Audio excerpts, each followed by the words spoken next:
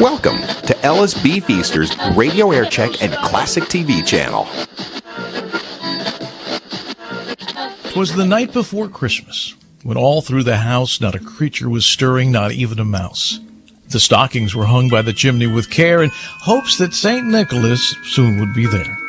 The children, they're nestled all snug in their beds, while visions of sugar plums danced in their heads. And Mamma in her kerchief and I in my cap had just settled our brains for a long winter's nap. When, out on the lawn, there arose such a clatter, I sprang from my bed to see what was the matter.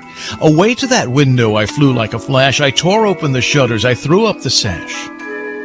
The moon on the breast of the new-fallen snow gave a luster of midday to objects below, and when what to my wondering eyes did appear?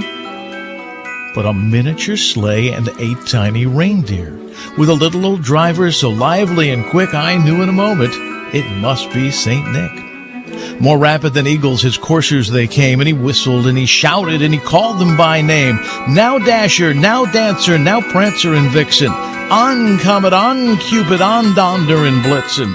To the top of the porch, to the top of the wall. Now dash away, dash away, dash away all. As leaves that before the wild hurricane fly, when they meet with an obstacle mount to the sky, so up to the housetop the coursers they flew, with the sleigh full of toys, and St. Nicholas too.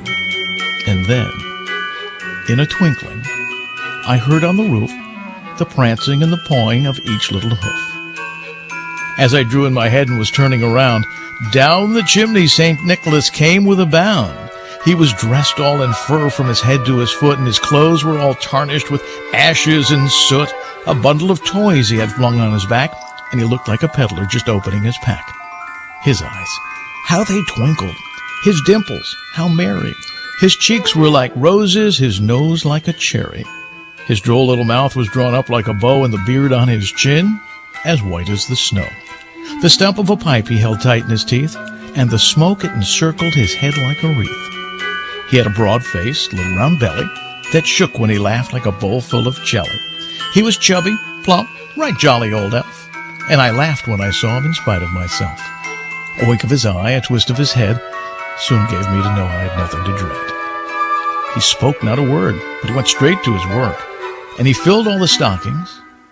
Then he turned with a jerk, and laying his finger aside of his nose and giving a nod, up the chimney he rose.